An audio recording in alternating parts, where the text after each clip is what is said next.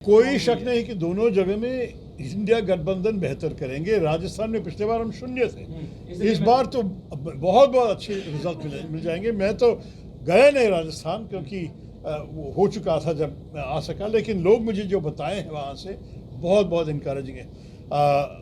मेरे ख्याल में यूपी में भी आपको पता है कि हर चरण में अलग अलग सीटें वोट कर रहे थे, लेकिन हर बार जो खबर आ रही थी वहाँ से कि ये सब बदल जा रहा है, कि भाजपा के जितने 65 या कुछ सीट थे पहले उतना भी नहीं मिलेगा इस बार। वो कह रहे थे कि वो बढ़ते जाएंगे, अब नीचे होने वाला है भाजपा।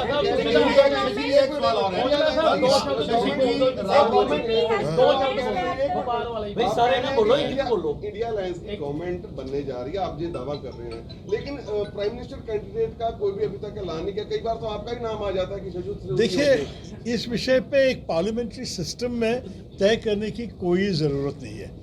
आपको 2004 में डॉक्टर मनमोहन सिंह के लिए वोट किया था। बात यह है कि जब इंडिया गठबंधन जीत जाएगी तो सारे पार्टी में, हमारे पास 26 पार्टियां हैं, सारे नेताओं बैठ के वो लोग तय करेंगे कि उनमें से एक जो अध्यक्ष के रूप में प्रधानमंत्री का काम करेगा और सरकार को नेतृत्व दे देगा, ये कौन होगा। मेरे ख्याल में हमारी तो प्रेसिडेंशियल सिस्टम नहीं है, प्राइम मिनिस्टरियल सिस्टम है। हमारा बहुत बड़ी अफसोस की बात है कि हमारे पार्लियामेंट्री सिस्टम को प्रेसिडेंशियल तरह से चला रहा है मोदी जी। ये नहीं होना चाहिए था। शशि की बात राहुल जी भी आते हैं, कहते हैं कि मित्रों का 16 लाख करोड़ रुपए का कर्जा माफ कर दिया गया। अगर इंडिया गठबंधन की सरकार आती है तो क्या ये वसूली उन मित्रों से की जाएगी, क्योंकि किसानों का कर्जा जो है वो तो माफ किया नहीं जा रहा। बिल्कुल, हमारी चिंता ये है कि अमीर लोग के कर्ज अब माफ़ कर रहे हैं और साधारण लोग के कर्ज अब माफ़ नहीं कर रहे हैं। कोई अमीर आदमी का आत्महत्या के बारे में आप सुना है? कितने किसानों के आत्महत्या, ये 10 साल में करीब 1 लाख किसान अपने जीवन को बलिदान किया है क्योंकि उनको जी नहीं सके। तो इसलिए हम चाहते हैं कि ये सब ठीक तरह समझ के पॉलिसीज को बदल लें। है कि क्या अगर कांग्रेस की सरकार आती है इंडिया गठबंधन की तो उनसे वसूली की जाएगी उस पैसे की जो माफ? देखिए, ये सब नियम के अनुसार जरूर की जाएगी यार, कोई शक नहीं हो। सर, प्रोजेक्ट तो हर पार्टी लेके आ रही है, प्रोजेक्ट जो है नए प्रोजेक्ट सारी पार्टीज लेके आ रही है, बट ग्राउंड लेवल पे उसकी इम्प्लीमेंटेशन को लेकर कांग्रेस का क्या प्रस्ताव? देखिए, ग्राउंड लेवल इम्प्लीमेंटेशन हमारे देश का सबसे बड़ा समस्या, लेकिन क्योंकि हम अभी 10 साल बाहर रहे, हम देखा है कि क्या अच्छा चल रहा है क्या नहीं चल रहा है, और बहुत ज़्यादा चीज़ नहीं चल रहे हैं, उसको बदल के ही हम काम करेंगे। जैसे लाइक मुद्रा लोन की सुविधा अपना प्रधानमंत्री मोदी साहब ने दी है सबको, लेकिन ग्राउंड लेवल पर उसके पहले हम भी देते थे। बीइंग अ नॉर्मल मैन, अगर मैं जाता हूँ लोन लेने के लिए तो एज पर द नॉर्म्स कोई गारंटर सिक्योरिटी नहीं है, बट मैनेजर कहता है who are you, what is your financial status, why I am giving you your loan. So, what is the ground level truth implementation of the new projects? Correct. I mean, on this one, as far as the BJP policy is concerned, they'll have to speak for themselves. For us, we have always considered it necessary to have special consideration, whether it is student loans, whether it's mudra loans, microfinance, self-help groups. We have already had a policy when we were in UPA government to try and encourage opportunities for ordinary people, for the Aam Aadmi of this country, and I assure you we'll continue that policy. मैं बेनती करने चाहना नहीं, भाजपा कुछ नहीं कहती क्योंकि उनकी ही पॉलिसी है जो विफल हुए हैं और लोग असंतुष्ट है अमृतसर में। आपको मालूम था, जैसे मुझे आज बताया किसी ने, कि इतना बड़ा ट्रेड नहीं था, 4200 करोड़ की ट्रेड था पाकिस्तान के साथ अमृतसर के थ्रू। कह रहे हैं कि बांग्लादेश में उससे 10 बार है, 45 करोड़ का ट्रेड आजकल चल रहा है वहाँ बांग्लादेश साइड पे। लेकिन अमृतसर का दिक्कत जब ये लोग समझाए, मैं ये जानता हूँ क्योंकि जब मैं कमेटी का चेयरमैन था, गुरजीत सिंह औजला भी उसी वक्त कहा था कि आप आके देखिए वाघा में। उस ज़माने में इतना रिस्ट्रिक्शन नहीं थे, फिर भी काफ़ी स्लो चल रहा था ट्रेड, और वो चाहता था कि हम आके देखें, क्योंकि अमृतसर के बिजनेस लोग चाहते थे कि हम ट्रेड को बढ़ाएं। अब बढ़ाने के अलावा कम हो गए चल रहा है, उसको मजबूत करने के लिए गुजरात से होता है ट्रेड, लेकिन हम देखिए दोनों को चिल्लाएंगे तो मैं कैसे समझूं? एक आदमी बोलिए ना। हो रहा है, हम पंजाब से समझते क्योंकि गुजरात से ट्रेड हो रहा है, बाकी पोर्ट से ट्रेड हो रहा है, बाकी पोर्ट से ट्रेड हो रहा है, लेकिन अमृतसर से क्या पंजाब से भेदभाव हो रहा है? तो काफी परिवार भी अफेक्टेड है, कुली परिवार काफी अफेक्टेड, जब से इंदो पार हो गए। देखिए, हमारे इरादा है कि ये सारे पॉलिसी रिव्यू हो जाए, क्योंकि नई सरकार तो नई पॉलिसी ही बनाएंगे। एक उदाहरण है ये जो कस्टम्स ड्यूटी जो लगाए हैं, ये भाजपा जो किया है, ये किया पुलवामा की बात, करेक्ट, 10 गुना बढ़ा करके टैक्स लगाए, उसके बाद बिजनेस प्रॉफिटेबल नहीं रहा। तो हम चाहते हैं कि हम भारतीय लोगों के हित में भी सोचें कि अगर हमारे लोग इसका विक्टिम हैं तो आप पाकिस्तान को क्या सिखा रहे हैं ये सब टैक्स लगा के, हमारे लोग को दिक्कत आ रही है ना। तो ये सारे पॉलिसी को हम दोबारा स्टडी करके तय करेंगे क्या करना है। लेकिन आप ये भी जानिए कि हम लोग सुने हैं, इस पार्टी सुनते हैं, ये नहीं कि वन वे डायलॉग हो, जैसे मन की बात सुनाए लेकिन दूसरों की मन की बात सुनते नहीं है। हम ऐसे नहीं, हम सुनते हैं। और आज जो ये 1.5 घंटे की बातचीत में अमृतसर के तरफ जो मैंने सुना और मैं जो जितने भी जवाब दे सका, मेरे ख्याल में इस किस्म की डायलॉग की बड़ी ज़रूरी है और हम पॉलिसीज़ को बदलने के लिए तैयार हैं। शशि जी, एक बात भाजपा कह रही है कि 400 पार, लगातार उनका ये है कि अभी तो उन्होंने ये भी कहना शुरू कर दिया कि हम करके हैं 400 पार। तो आपको क्या लगता है, एक तो वो लेके जाएंगे, और कांग्रेस इंडिया अलायंस कितना कॉन्फिडेंट है, और क्या नंबर है आपका, क्या आप स्पष्ट तौर पे देखिए, comment नंबर बना बताना तो मेरे ख्याल में उपयोगित खेल नहीं है, क्योंकि नंबर तो कोई भी कुछ भी कह सकता है। अंत में सिर्फ जून 4 को हम जानेंगे असली नंबर। एग्जिट पोल नंबर भी ठीक नहीं होता है, तो मैं अभी कहता हूँ कि प्रथम जून को जब एग्जिट पोल निकलेंगे वो भी फाइनल नंबर नहीं, आप जून 4 तक इंतज़ार करनी चाहिए। लेकिन 400 पार नामुमकिन है। अगर मोदी जी को गारंटी चाहिए, मैं गारंटी देता हूँ कि 400 नहीं पार कर पाएंगे, ये नामुमकिन है। मेरे ख्याल में जो मैं देखा, जैसे मैंने कहा, मैं पूरे देश में प्रचार करके ये बोल रहा हूँ कि मुझे काफ़ी स्पष्ट हुआ है कि 300 भी नहीं पार करेंगे। भाजपा का बहुत बड़ा प्रश्न है कि क्या उनको सारे उनके सहयोगी के साथ भी मेजॉरिटी पहुंच सकेंगे। हमें लग रहा है कि मेजॉरिटी नहीं मिलने वाली है भाजपा को, और इसलिए हम कहेंगे कि इंडिया गठबंधन तैयार है सरकार बनाने के लिए जून 4 को या जून 4 के बाद। और उसमें मुझे ज़्यादा शक नहीं दिखता, क्योंकि पूरे देश में हर चरण में हमने यही देखा है कि भाजपा का हाल बुरा होते रहते हैं। और जैसे किसी ने पूछा, प्रधानमंत्री के बोलने में ही ये समझ गया कि उनका मन बहुत ट्रबल्ड हो गया है, कि उनको लग रहा है कि अभी उनका हार कंफर्म्ड हो गया। इंडिया गठबंधन की अगर सरकार बनती है तो क्या अमृतसर से गुरजीत औजला को कोई जिम्मेदारी दी जाएगी? बीजेपी वाले ये कहते हैं कि अगर हमारी सरकार बनती है तो 2 बार हार कर भी हमारा बंदा जो है मंत्री बना। अगर इंडिया, जैसे आप दावा कर रहे हैं, बनती है तो क्या गुरजीत सिंह औजला को कोई जिम्मेदारी दी जाएगी केंद्र में? ये जवाब तो मैं नहीं दे सकता, क्योंकि मुझे कोई हक नहीं है मंत्री बनाने के लिए। लेकिन मैं ये से बताऊंगा कि गुरजीत का काम जो हम सब देखे हैं 7 साल से, ये बहुत अच्छा काम है, बहुत सिंसियर काम है, बहुत हार्ड वर्किंग प्रतिनिधि है अमृतसर का। वो बिल्कुल लायक है, ये लायक है बताने में मुझे कोई दिक्कत नहीं है। लेकिन अंत में तय करने का मुझे कोई हक नहीं बताने के लिए। को पता है कि कांग्रेस का अध्यक्ष है, उनसे पूछिए। Sir, today in Punjab, 90% of youth has been indulged in drugs. So what the steps would be taken by the Congress if they come into the... So 90% seems to be a bit high, but definitely there is a real problem of drugs, and particularly smuggling from Pakistan. We have seen it by the land, we've also seen it by sea. There have been cases in which, unfortunately, large thousands of crores of drugs have been intercepted. So we know there is a problem. What we have to do is really tighten law enforcement.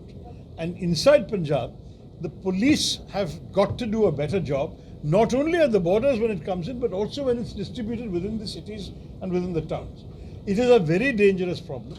And I might add one more thing. I'm not passing the blame, but if the economy were better, young people would have better things to do than waste their money and their time on drugs.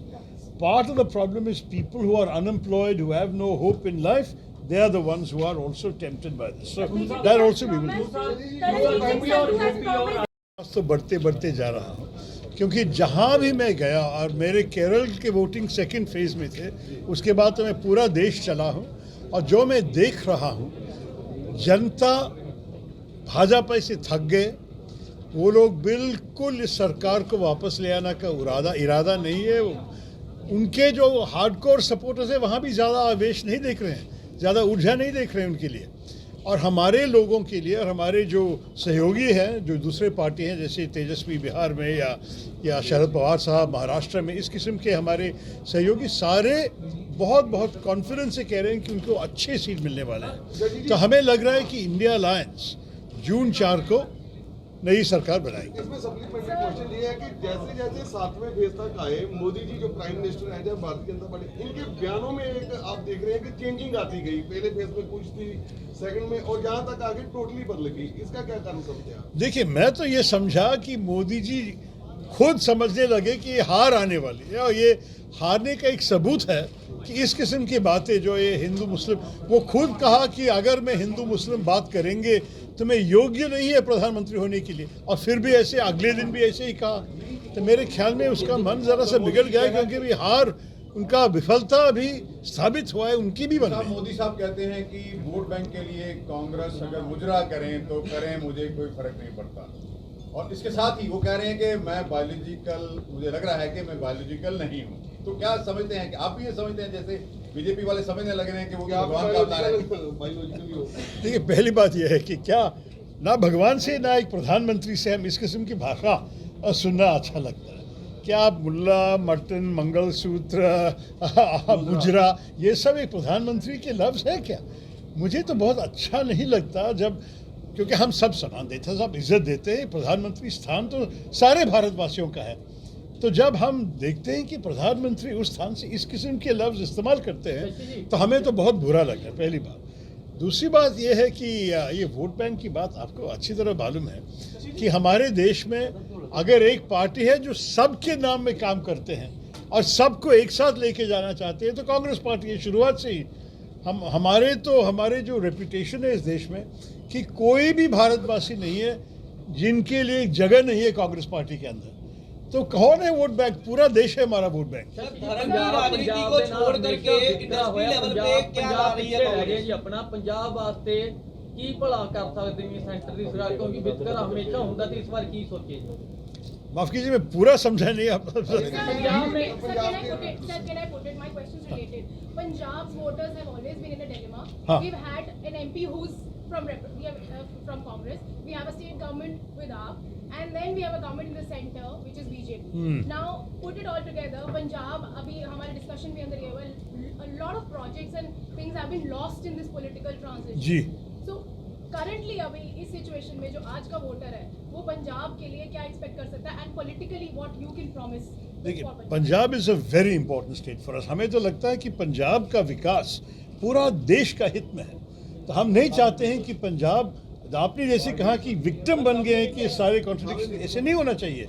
और मुझे अच्छा नहीं लग रहा है, क्योंकि मैं तो केरला से आया हूँ, मैं भी देखा हूँ कि हमारे जवान युवा इस देश में रह के काम करने के अलावा छोड़ के जा रहे हैं। पंजाब से भी निकल जा रहे हैं, केरला से भी जा रहे हैं। मुझे ये पसंद नहीं है। मैं चाहता हूँ कि हम ऐसे देश बनाएं कि हमारे युवाओं के लिए अवसर बढ़ जाए और वो यहाँ रहने चाहेंगे। तो इसलिए बड़ी ज़रूरी है कि पंजाब के लिए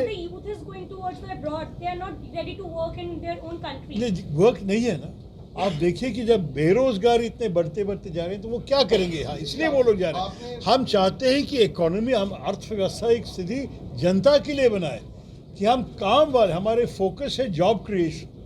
और जॉब क्रिएशन हमने हमारे मैनिफेस्टो जो न्याय पत्र लिखे हैं उसमें काफ़ी डिटेल में हमने बता दिया है कि किस किस्म के पॉलिसीज हम लेके आएंगे जो पंजाब में भी आपको बेनिफिट मिलने वाली है। सर, आपने अग्निवीर योजना जो कांग्रेस ने कह दिया, राहुल जी ने, कि बंद ही करेंगे, लेकिन उसमें उसको रेगुलर कैसे, उसमें कैसे जाएंगे? उसमें आपने थोड़ा सा क्लैरिटी नौजवानों के मन में नहीं है कि रेगुलर भर्ती होगी या किस तरह, क्योंकि बहुत सारे पंजाब के भी, आप हर गाँव में चले जाओ, हर गाँव में आपको एक ना एक शहीद का आपको गेट मिलेगा और पंजाब के लोग जाते हैं। तो इस पर थोड़ी सी क्लैरिटी। बिल्कुल, आर्मी में तो पंजाबी बहुत अच्छी रिप्रेजेंटेशन है। मेरे ख्याल में एक ज़माने में 25% भारतीय आर्मी पंजाब से ही थे। तो हम चाहते हैं कि आर्मी का प्रोफेशनलिज्म जो है, इसका जो एक्सेलेंट प्रोफेशनल क्वालिटी, मैं तो जब यूनाइटेड नेशंस में काम कर रहा था, मैं तो समाधान में, पीस कीपिंग में था, और वहाँ हमारी भारतीय फ़ौज की रेपुटेशन दुनिया के सबसे बेस्ट आर्मीज़ की में एक थे। तो ये है भारतीय आर्मी। अब आप 4 साल के लोगों को लेके आएंगे, 6 महीने की ट्रेनिंग करके उनको फ्रंट लाइन पे भेज देंगे। क्या किस्म का हमारे आर्मी की प्रोफेशनलिज्म को खराब कर रहे हैं आप, ये अग्निवीर के नाम। और क्यों?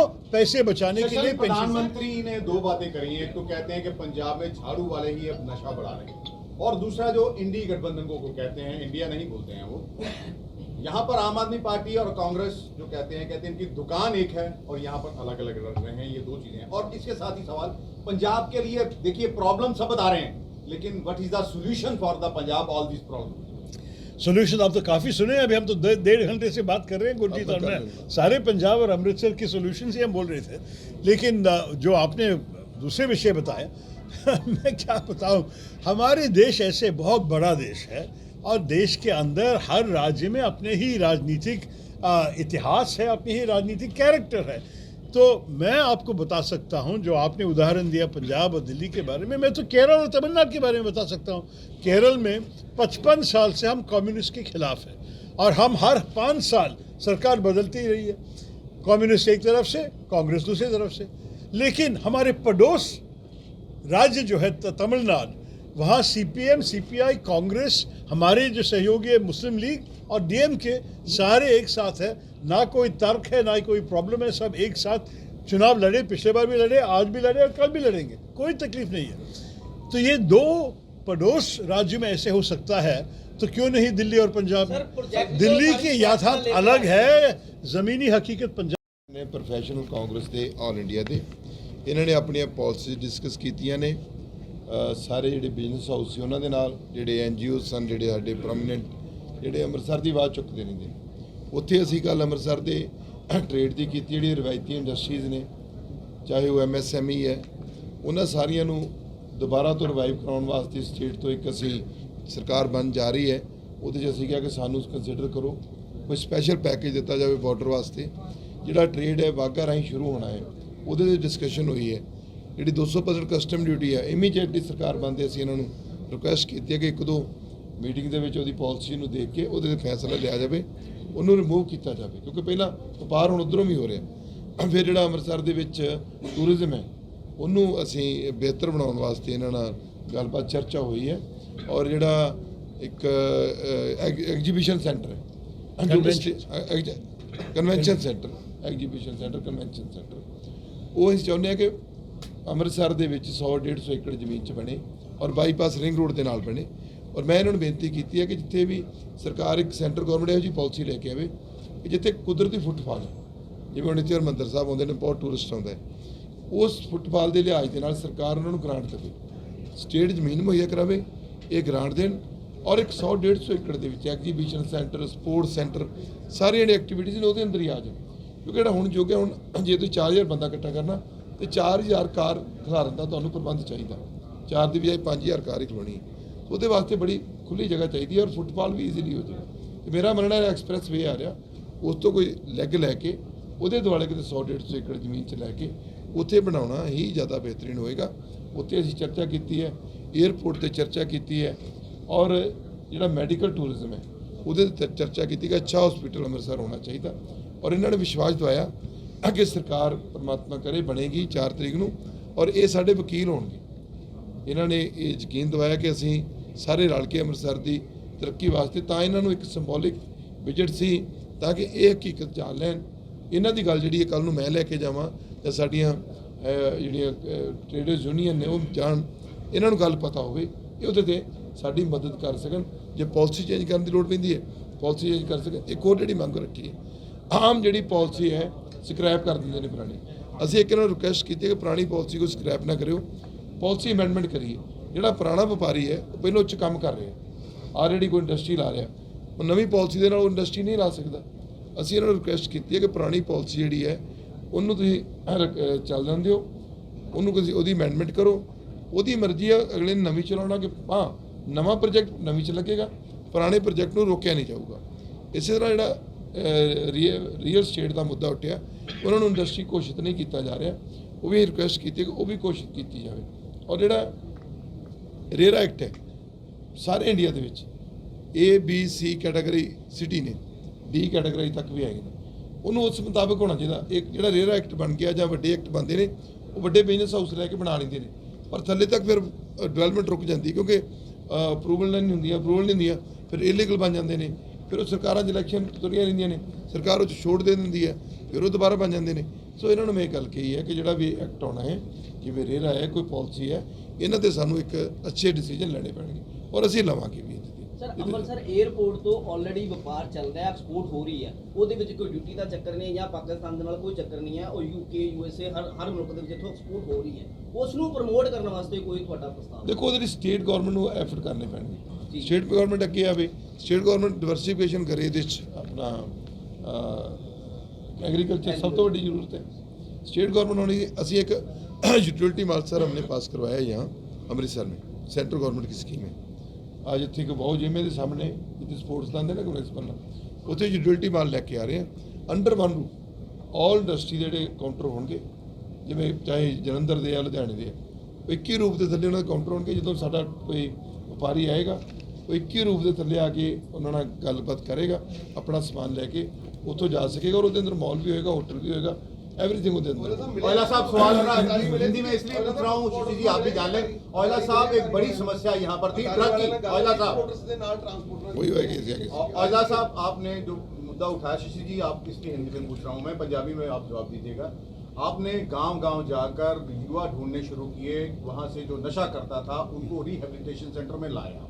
आपने खुले तौर पर सीएम को ये चैलेंज किया था कि पुलिस वाले और कुछ ऑफिसर्स का एक नेक्सस बना हुआ है, मैं उनको लिस्ट बताने के लिए तैयार हूं, इंटेलिजेंस को लोगों के नाम बताने के लिए तैयार हूं जो इस रैकेट को चला रहे हैं और जो एक माफिया संगठित बन चुका है। क्या आप अब जो इस चीज को, मुख्यमंत्री ने तो आपसे पूछा नहीं, तो क्या उनको ये चीज सारी बताएंगे, एक प्लान बना के देंगे उनको कि ये पंजाब की समस्याएं हैं और इन चीजों का ये लोग हैं जो पंजाब को बर्बाद? देखो मैं एक स्पष्ट करना चाहता हूँ, जब तक मुख्यमंत्री होम मिनिस्टर इसको नहीं खत्म करना चाहेंगे, कोई MP बन जाए, कोई MLA बन जाए, नहीं खत्म कर पाएंगे। This is a big problem, this is a mafia. Mafia हम किसे कहते हैं? जिसके पास पैसा आता है इलीगल वे से, और ये एक बहुत बड़ा माफिया है। मैंने बार बार CM को लिखा, CM ने कभी पूछा भी नहीं बुला के कि क्या दिक्कत है। ये नहीं ये CM, इससे पहले CM को भी लिखा। लेकिन मेरा मानना है कि हम केंद्र गवर्नमेंट को भी बोलेंगे इसके ऊपर कुछ सख्ती करें, या तो सरकार को फाइनेंशियली हेल्प बंद हो कि जब तक आप इसके जो इसको तो फाइनेंस नहीं चाहिए, सरकार के पास पुलिस है, तंत्र है, उसको एक्टिव करना है। सरकार एक्टिव कर नहीं रही तो फिर हमें कोई ना कुछ सेंटर को कुछ सख्ताई लेके आनी पड़ेगी। उसके लिए हम करेंगे कि जो सब्जेक्ट है, होम सब्जेक्ट है, ये स्टेट सब्जेक्ट है, लेकिन हम इसको मजबूर करेंगे कि ये सरकार इसके ऊपर सख्ताई करे, नहीं तो कोई ना कोई इसका प्रावधान सर सर, आम आदमी को दो चीज़ों की जरूरत है आज की डेट में, पढ़ाई और दवाई। पढ़ाई और दवाई पे क्या कांग्रेस कर रही है? सर मैंने सबसे ज़्यादा खर्चा जो मेरा MP लेड है, स्कूल बनाए सर मैंने 450 प्राइमरी स्कूल को एलिवेट किया, क्योंकि जब तक प्राइमरी एजुकेशन ठीक नहीं होगी वो ठीक नहीं हो सकता। गुरु नानक देव हॉस्पिटल में कैंसर इंस्टीट्यूट बन गया सर, और न्यूरोलॉजी डिपार्टमेंट, रेडियोलॉजी डिपार्टमेंट सब पे काम हो रहा है। मैंने एम्बुलेंस दी,